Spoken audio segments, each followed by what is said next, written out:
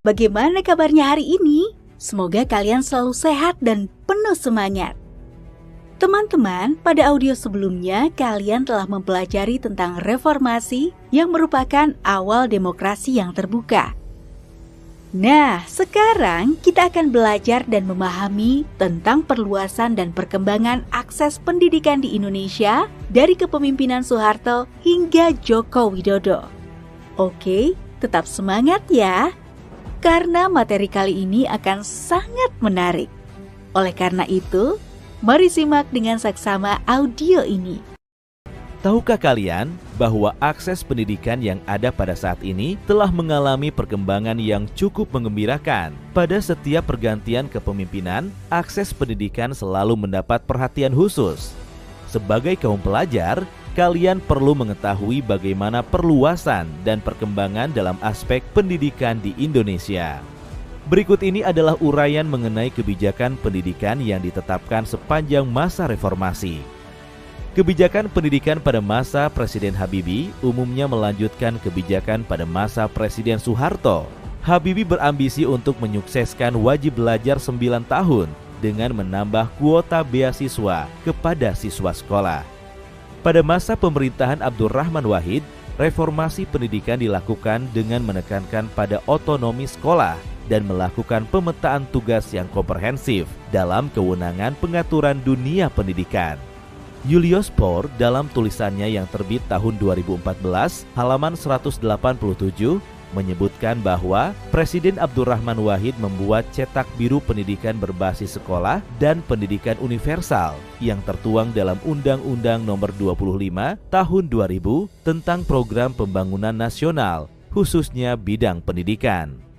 Masa pemerintahan Presiden Megawati menghasilkan Undang-Undang Nomor 20 Tahun 2003 tentang Sistem Pendidikan Nasional. Salah satu muatannya adalah kewajiban negara menyediakan 20% dari APBN dan APBD untuk pembangunan dunia pendidikan.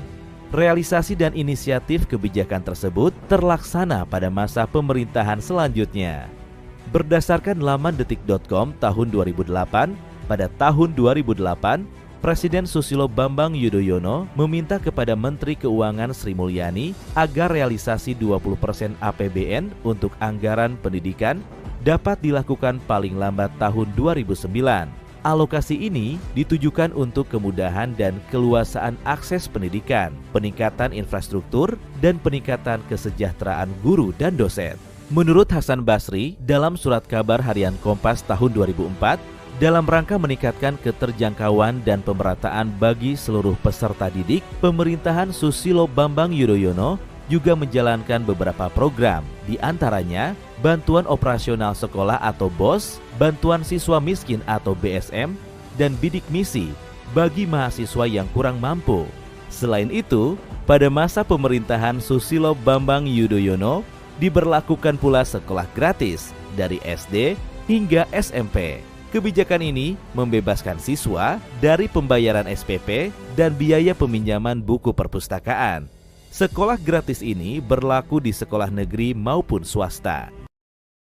Dalam laman kominfo.co.id tahun 2015, disebutkan mengenai 9 program prioritas pada masa pemerintahan Joko Widodo dan Yusuf Kala, dikenal dengan nama Nawacita, menjadi penuntun bagi kebijakan pemerintahan sepanjang tahun 2014 hingga 2019.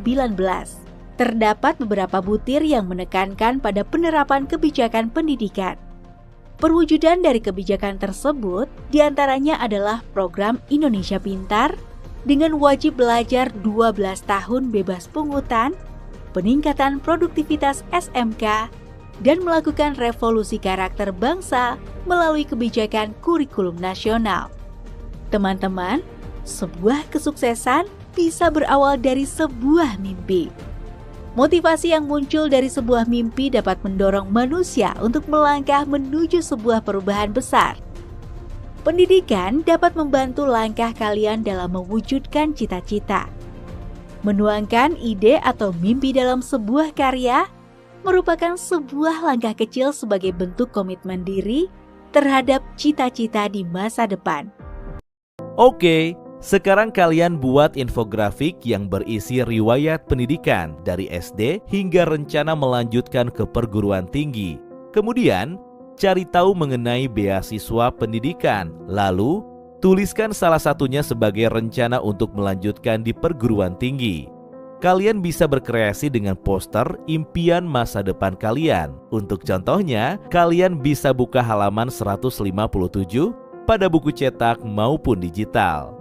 Perhatikan petunjuk kerja berikut untuk mengerjakan tugas ini. Pertama, tugas dikerjakan secara individu. Kedua, kalian dapat bertanya kepada guru, orang tua, tetangga, dan alumni sekolah mengenai perguruan tinggi dan skema beasiswa. Ketiga, kalian juga dapat mencari petunjuk pada laman pencarian digital atau informasi pada situs web perguruan tinggi. Keempat, kalian bisa menggunakan aplikasi pembuat poster daring ataupun dengan program desain lain. Apabila tidak memungkinkan mengakses aplikasi atau program desain, silakan menggambarnya dengan kreasi kalian sendiri. Selamat mengerjakan. Nah teman-teman, itulah materi bab 4 subbab B. Wah, menarik sekali ya. Kita menjadi tahu bagaimana sistem dan kebijakan pendidikan di negara kita di masa reformasi ini. Simak terus buku audio ini ya. Materi selanjutnya akan membahas bab 4 subbab C tentang reformasi birokrasi dan BUMN. Tetap semangat dan sampai jumpa.